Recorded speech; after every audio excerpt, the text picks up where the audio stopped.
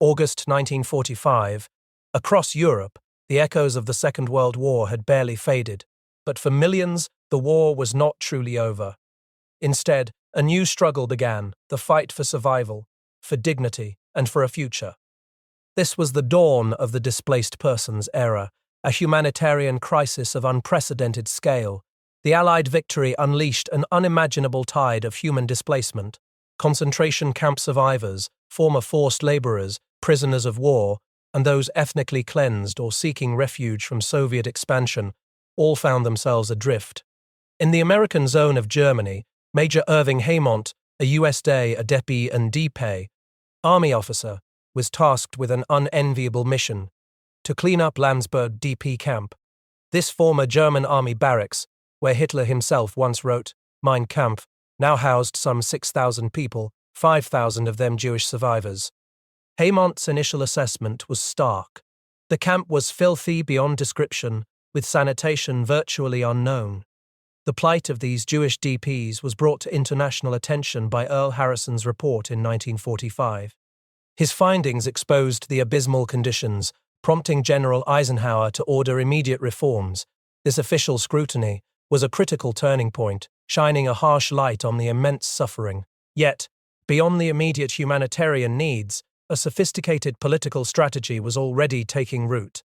For David Ben-Gurion, the charismatic head of the Zionist organization in Palestine, these survivors were not merely victims. They were, in his view, a crucial political factor. Ben-Gurion recognized their desperation for a homeland as powerful leverage to pressure the British and Americans into supporting the creation of a Jewish state in Palestine. While Ben-Gurion was deeply shocked by the scale of the Holocaust, his public expressions of grief were minimal. He believed his cause would ultimately benefit from the sympathy generated by the catastrophe. His focus remained squarely on the survivors as essential for the future Jewish nation.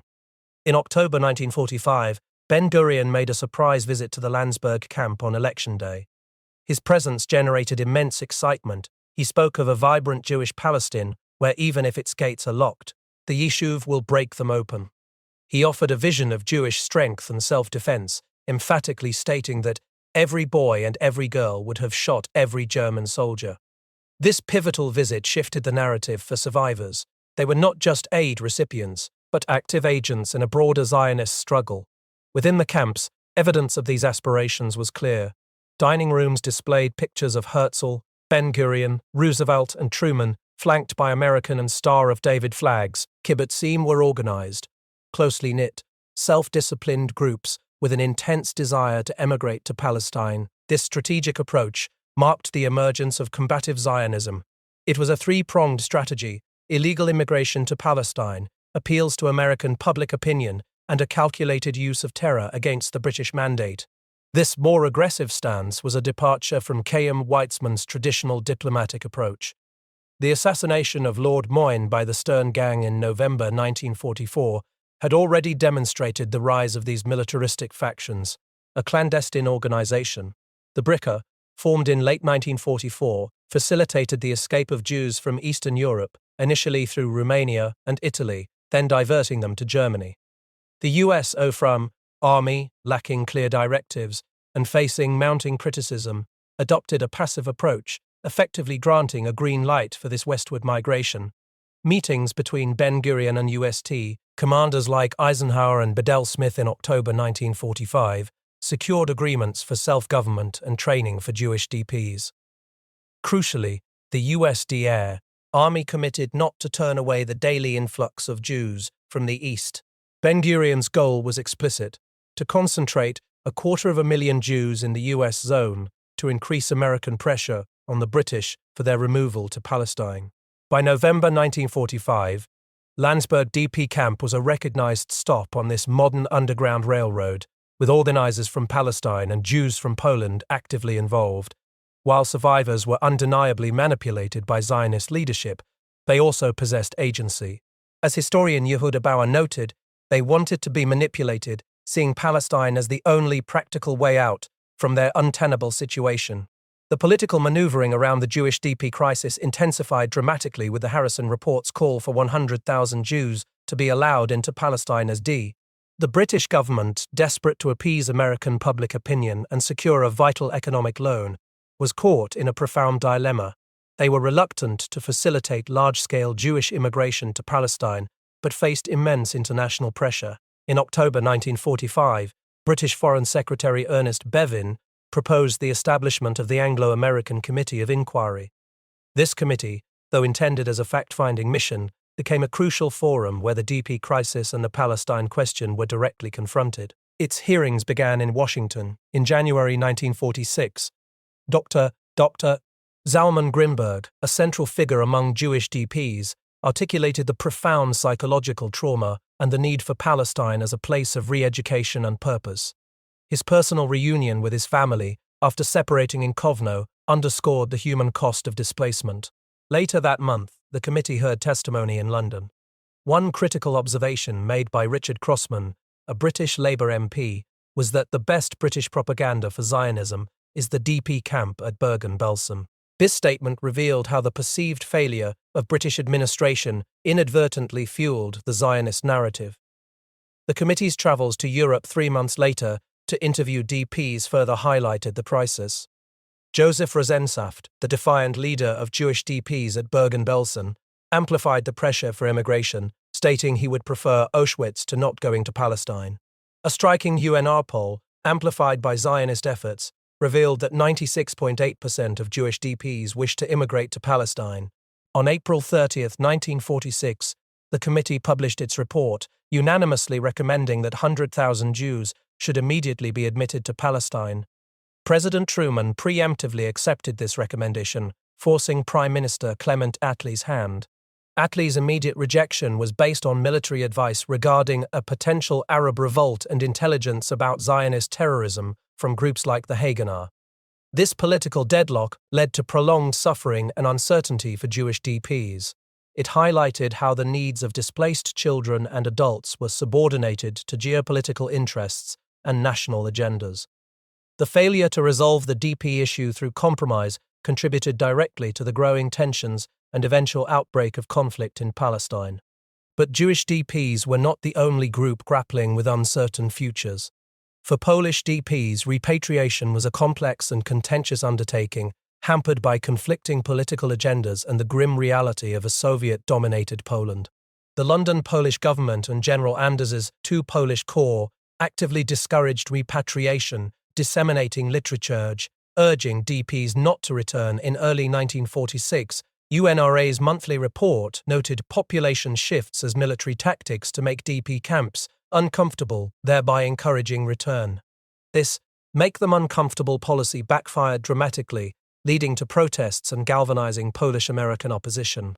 Leaders like Charles Rozmarek of the Polish-American Congress condemned forced repatriation as a cruel injustice. Internal divisions within UNR itself compounded the problems. Sir Frederick Morgan, an anti-communist, was dilatory in enforcing Resolution 92, which emphasized repatriation. He privately worried about unpleasant incidents. Sir Raphael Cilento, UNRWA director in the British zone, openly opposed repatriation and was deemed treacherous and unreliable by Morgan. Kay Hulme, a deputy director at Wildflecken Camp, passionately advocated for repatriation. She embarked on an early transport, but observed significant logistical failures. Incorrect boxcars, a lack of medical notice, and insufficient food and clothing. Marie-Louise Habitz, a Belgian nurse on a later transport, offered a more critical perspective. Her observations of disguised Russian agents, food scarcity and symbolic damage, such as the Eagle of Poland losing its crown on a postbox, halted repatriation efforts and caused consternation among DPs. The political situation in Poland further deterred return. By December 1945, democratic political parties were under direct attack, with 3 prominent Polish Peasant Party members murdered: Stefan Korbonski, deputy to Stanislaw Mikołajczyk, deputy to Stanislaw, described the political situation as a slaughterhouse. NKVD General Ivan Serov was effectively the real ruler of Poland. By late 1945, 35,000 anti-Soviet activists were operating in marshes and forests, engaged in armed resistance against the communists. Faced with this reality, the British government's policy shifted. In May 1946, Foreign Secretary Ernest Bevin announced the establishment of the Polish Resettlement Corps. This marked a definitive move away from forced repatriation for Polish soldiers, acknowledging the grim reality of a Soviet-dominated Poland. Approximately 60,000 Polish soldiers remained in Britain and 100,000 in Italy, rather than returning to a communist homeland. This difficult repatriation effort exposed the deep ideological divides and political maneuvering of the nascent Cold War. It revealed that DPs were not simply seeking comfort, but tangible information and security about their futures in Poland. Their fears were legitimate. The fate of DPs was also deeply intertwined with the murky world of post-war intelligence. The screening process, intended to identify collaborators and war criminals, became a battleground for competing national interests. UNRWA's screening questionnaires were often misunderstood by DPs, allowing for manipulation. The deliberate use of DPs as translators by UNRWA and allied officials created opportunities to mislead interrogators about a person's origins and background. Behind the scenes, Allied intelligence agencies actively sought to recruit individuals with anti-Soviet sentiments, often overlooking their past transgressions. Gitta Sereni, a forceful UNRWA welfare officer, challenged the laxity of this screening. She estimated that as many as 80% of Latvians and 15–20% of Poles in some camps should have been ineligible for DP care due to voluntary migration for work or military service before conscription. British Foreign Office official Thomas Brimelow, driven by strong anti-Russian convictions, actively worked with Latvian diplomat Charles Zarin to protect Baltic DPs. They granted them privileged status, reclassifying Waffen-SS members as DPs rather than prisoners of war to prevent Soviet extradition. Within the Ukrainian nationalist movement, deep divisions existed. The more extreme Bandera faction, responsible for the act declaring an independent Ukrainian state in June 1941, and implicated in the murder of 40,000 to 60,000 Poles in 1943, gained influence in DP camps. Their Ukrainian Insurgent Army, or UPA, estimated at 200,000 fighters in 1944, fought both Germans and Soviets. Eastern Ukrainian DPs, fearful of repatriation, became reliant on the Western Ukrainian followers of Bandera, strengthening his faction within the camps. The intelligence chief of the OM, Mykola Lebed, implicated in the murder of Ukrainian Jews, was placed on the USCICC payroll for his anti-Soviet expertise. The screening process, meant to be a mechanism for justice, thus became a tool for geopolitical maneuvering, leading to the protection of some individuals who should have been held accountable. This created a double standard, where non-German perpetrators of war crimes received more lenient treatment than their German counterparts. The DP system itself was also facing a critical juncture. By 1946, the winding down of UNR was inevitable. Fiorello LaGuardia, the former mayor of New York, was appointed Director General of UNRA in February 1946, signaling a clear shift towards termination. LaGuardia was energetic, but his abrasive style and naked ambition were also apparent. His predecessor, Herbert Lehman, respected LaGuardia's energy, but soon lost patience with his accusations of mismanagement. LaGuardia's envoy, Ira Hirschman, a multifaceted business executive and cultural figure, was tasked with inspecting DP camps. He uncovered significant disparities and a deeper understanding of the crisis. General Morgan, the British officer overseeing DP camps, was deeply suspicious of Soviet infiltration and critical of UNRWA's handling of Jewish DPs. An early Cold Warrior, he grew increasingly detached from UNRWA. In August 1946, Morgan gave an off-the-record press conference stating UNRWA was honeycombed with Soviet agents. The burgeoning Cold War influenced USE policy towards Germany, prioritizing its economic rehabilitation and strategic alliance. In September 1946, US Secretary of State James F. Burns formally initiated this new policy in his Stuttgart speech. By the end of 1946, UNRA's operations were confirmed to be winding up. Its dependence on the army for supplies and British and US State Department interference had hobbled its effectiveness. The Kielce pogrom in Poland in July 1946 and escalating Zionist actions in Palestine further intensified pressure on DP populations. Ultimately, UNRWA, despite its initial noble intentions, became entangled in geopolitical power plays and internal inefficiencies.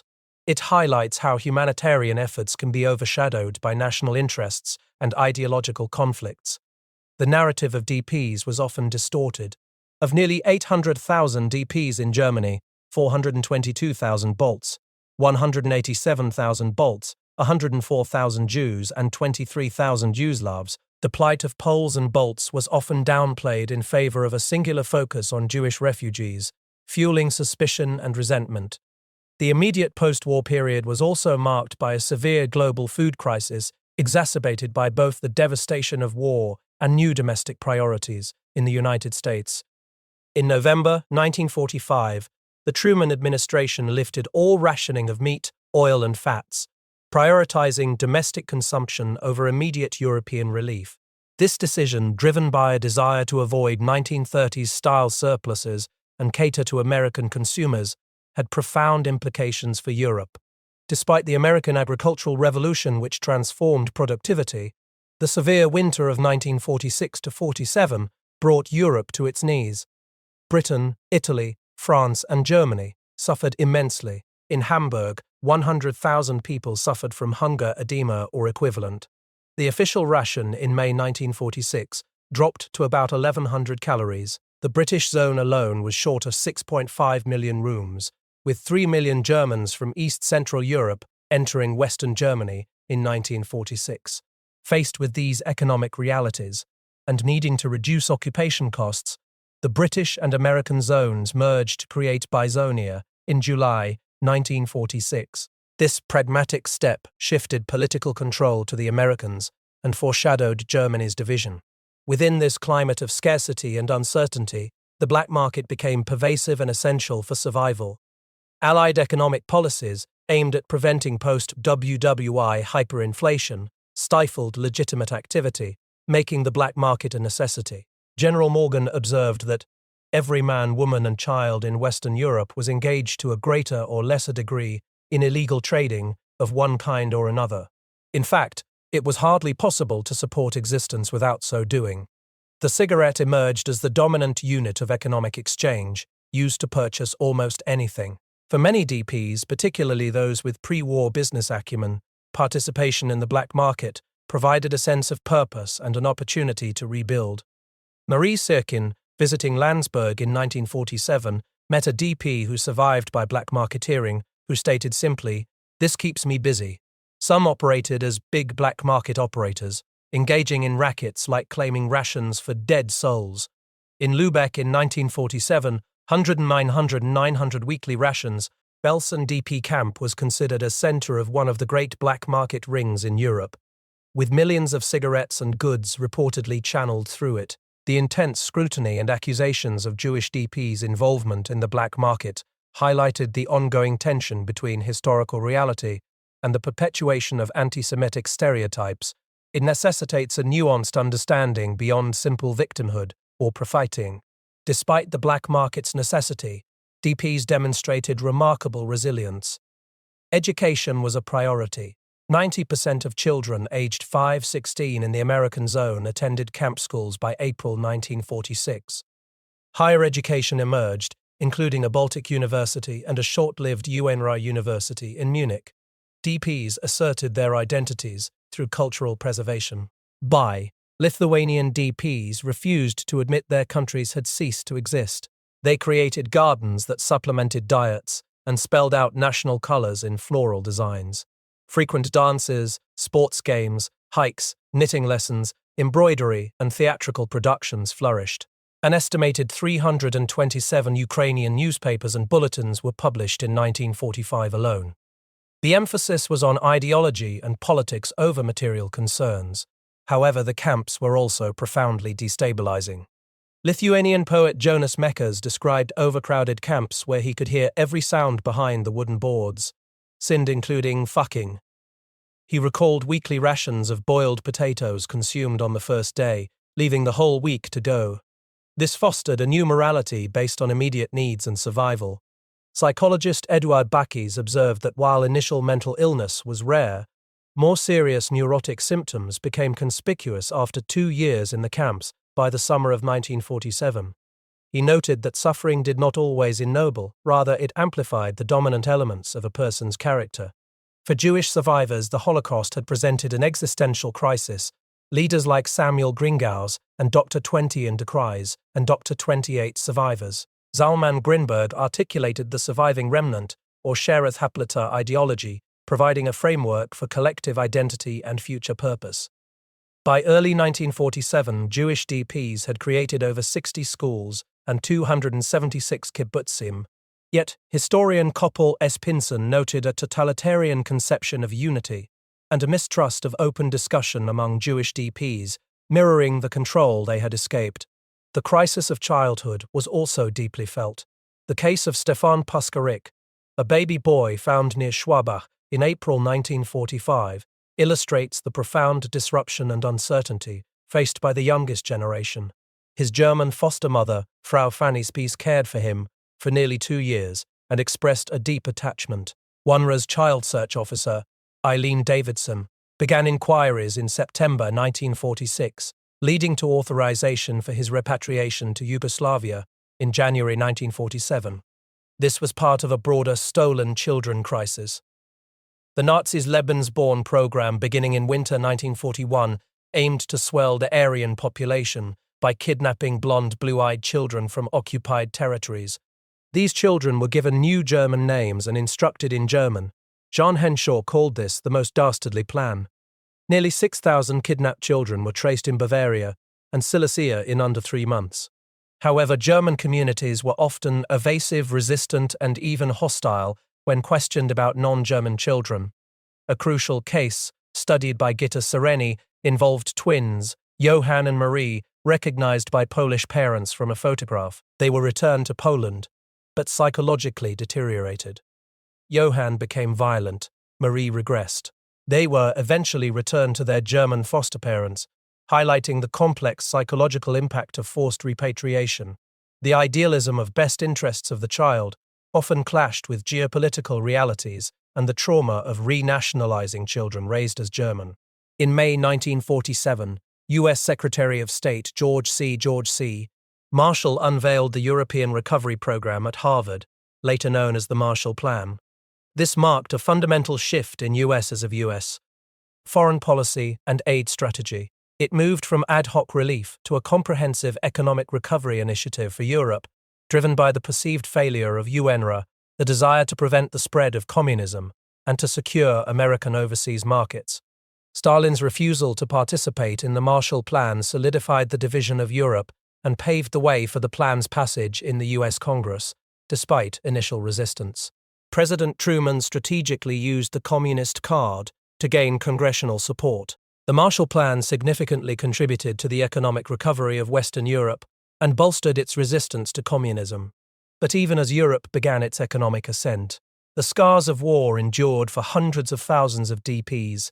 In late 1947, more than 1 million DPs still remained in Germany, Italy, and Austria. Over 60% still lived in camps. In the American zone alone, there were 416 DP camps in June 1947. The phrase, dwell, eat, breed, wait, captured the pervasive sense of stagnation and the erosion of personal gaiety experienced by many DPs. These were individuals who had survived unimaginable horror only to find themselves trapped in a limbo of geopolitical maneuvering and bureaucratic indifference. Their experiences served as a poignant reminder that even after the fighting ends, the long, complex, and often painful work of rebuilding lives and healing nations truly begins. Among the most heart-wrenching tasks was the search for millions of children. Many had been lost, orphaned, or deliberately Germanized under Nazi programs like Lebensborn. This was a monumental undertaking, fraught with geopolitical tension and profound human cost. Early estimates suggested up to 50,000 European children had been kidnapped, with some fearing as many as 200,000 Polish children alone. In the US, zone between 6,000 and 7,000 children were reported missing by July 1946.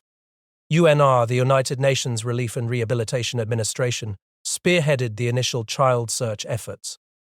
Dedicated individuals like Eileen Davidson, an Australian social worker, ran a main child search team. She later rose to become deputy chief of IRO's Child Search Section, a staunch advocate for returning children to their countries of birth. Yet the operation faced immense hurdles. A critical technical flaw was the lack of centralized information, exacerbated by the closure of the Central Tracing Bureau, which severely hampered tracing efforts. General Morgan, another UNRWA official, viewed child search as taking up huge resources, arguing it was not truly within UNRWA's remit. He also raised strategic issues concerning East-West relations that complicated the sensitive work. Adding to the frustration, Allied Control Council directives issued in January and March 1946 for child searches were inadequately enforced by military authorities. This failure to act swiftly contributed to delays that proved irreversible for many families. Indeed, Marvin Cleme, a former child search worker, would later reflect that the teams became a disgrace later on in the game, a harsh indictment of the declining effectiveness. By October 1946, a conference of child search workers attributed poor results to chronic staff shortages and persistent military inaction. The British zone, for example, had only 34 full-time workers, while the US zone had 44, supplemented by voluntary helpers. Despite these systemic failings, the thoroughness of German record-keeping proved to be a grim advantage. Nazi officials, with their meticulous documentation, had compiled photographs, birth details, new names, and foster family information. These Lebensborn records, more than 5,000 case records found in Lodz and Katowice, became crucial sources for UNRWA, often containing chilling codes like "no special care required," which tragically indicated liquidation. Eileen Blackie, another UNRWA official, journeyed to Warsaw in August 1946 to confer with Polish authorities, gaining crucial information. She returned to Poland in November 1946 to ensure adequate reception arrangements for repatriated children. Her final report in June 1947 expressed the belief that a great opportunity had been lost due to the early delays and political complexities. Child search officers like Ella Dunkel criticized the rhetoric of stolen children, questioning the psychological impact of the renationalization process on children who had known no other identity. This process involved re-educating children in UNRWA homes to embrace their original nationality, learning songs and folk dances, a difficult task that sometimes resembled baby snatching as children were forcibly removed from their German foster mothers, wailing in distress. Michael Sorensen, another child search worker, further questioned assumptions about abducted children, suggesting a large number were born to non-German mothers working in Germany during the war. The Germanization process often left children exhibiting rigid routines and discipline, a stark contrast to more free children, further complicating their reintegration. The prosecution of Germans involved in the Lebensborn program in October 1947 boosted child searchers' morale, offering a rare glimmer of justice. By January 1948, Eileen Davidson reasserted the policy of returning children to their country of birth, a principle that remained central even as UNRWA began its downsizing and reorganization between 1947 and 1950, handing over to the International Refugee Organization. Ultimately, about 40,000 children were returned to Poland out of a possible 200,000. After 1948, some 2,000 children were repatriated to Eastern Europe, while twice that number, approximately 4,000, were dispersed throughout the US, Israel, and Canada. UNRWA itself gave 12,843 children into care, repatriated 2,703, resettled 1,889, and reunited 1,016 with their families. The children were not the only ones sought. Europe, devastated by war, faced acute labor shortages. Kay Holm, an UNRWA official in charge of displaced persons camps, witnessed firsthand the exploitative recruitment of women. This desperation for labor led to new forms of migration, often with an unsettling echo of past eugenics. In 1949, the Royal Commission on Population in Britain declared the need for good human stock immigrants, using rhetoric reminiscent of Anglo-Saxon stock and sturdy womenfolk. This new era of labor migration even extended to former adversaries. Over 1 million German and Austrian POWs were still used for labor nearly 3 years after the war, a grim practice some termed the new slavery. By the end of 1947, France held 383,000 German prisoners, and Britain nearly 200,000. And then there were those who refused to go home, 200,000 Polish soldiers, for instance, rejected repatriation to Soviet-dominated Poland. The pragmatic need for workers began to override other considerations. Ludgadian, a Canadian Parliament member, an industrialist, recruited Polish girls for work in his mill, leading to the infamous Flying Virgins incident, where around 100 girls were sought, their perceived vulnerability and exploitation highlighted by the nickname itself. This marked a deliberate shift in how DPs were viewed and utilized. No longer just a humanitarian problem, they became a potential solution to shattered economies. A new commodity in a world desperate to rebuild. This desperate need created an unprecedented displacement of populations. Millions found themselves without homes or nationality after the war's devastation. Deliberate ethnic cleansing and population transfers further swelled their ranks. The grim reality of the fate of Polish children during the last war illustrates this loss. As early as 1943, plans were conceived for when hostilities cease, but the end of fighting in 1945 marked a stark turning point for these displaced persons. Their immediate liberation also brought the immense logistical challenge of their care. The sheer scale of this crisis defied simple national solutions. It demanded international cooperation for resettlement and reconstruction. The establishment of bodies like WWII became a crucial, albeit temporary, effort. Fiorello H. LaGuardia and Herbert H. LaGuardia Lehman were among those associated with these early relief efforts. They had been involved with humanitarian issues even before the war, as seen in 1941 Columbus Day ceremonies. LaGuardia's personal engagement continued, documented near Munich in August 1946. Lieutenant General Sir Frederick Morgan also played an implied role in managing these vast populations. His work dated back to December 1944, hinting at foresight of the coming crisis. These figures navigated a world where millions were becoming Heimatlos Ausländer, stateless foreigners. This period from 1945 to 1951 saw DPs struggling in West Germany and beyond. The problem of displaced persons extended far beyond immediate post-liberation relief. It challenged any notion of a swift return to normalcy for survivors. Medical professionals studied health problems in Berlin from July 1945 to January 1946. The ongoing political negotiations and emerging East-West divide only complicated their future. Their fate often became politicized in international discussions. Yet, amidst this, organized efforts for resettlement began to take shape. The Lutheran Church and the Deans co-sponsored families like the Pudders. This illustrated the vital role religious efforts played in finding new homes. Resettlement, however, was far from uniform in its reception. New York was often seen as unwelcoming to DPs. In contrast, Boston and San Francisco offered more imaginative resettlement schemes. These regional differences demonstrated varying levels of societal receptiveness, but integration wasn't always smooth, even with good intentions. Social workers in Denver were convinced that the city was being used as a dumping ground for hard cases. This highlighted the perceived burdens and difficulties of integration. Yet, individual stories of perseverance shone through the challenges. Theodora, a German, found himself in a dry state after the war. His sheriff proved understanding when Theodore vigorously celebrated a child's birth. It offered a glimpse into the everyday human element and local accommodations for the displaced. The commitment to resettlement spanned continents. The resettlement of 100,000 European displaced persons between the Gulf of Mexico and Patagonia occurred from 1947 to 1951. This monumental undertaking speaks to the global scale of the crisis. By December 1950, the 200,000th person arrived in the United States under the Displaced Persons Act of 1948. The sheer diversity of the DP population challenges monolithic portrayals. Jewish survivors from Buchenwald arrived at Haifa port on July 15, 1945. Major Irving A. Haymont and David Ben-Gurion discussed the future of Jewish DPs. Ben-Gurion himself visited Landsberg DP camp alongside Rabbi Abraham Klausner.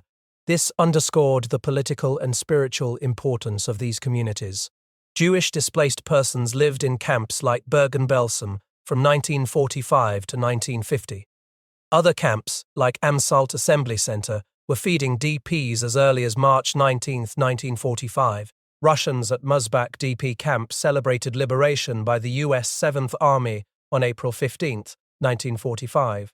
Marie-Louise Habitz and Kay Holm were present at Waldflecken DP camp.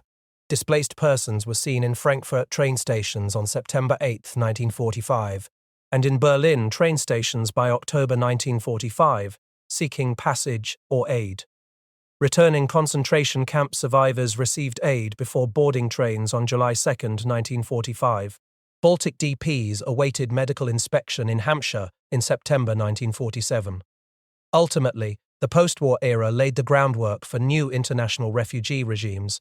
However, the path to historical accountability remained contentious.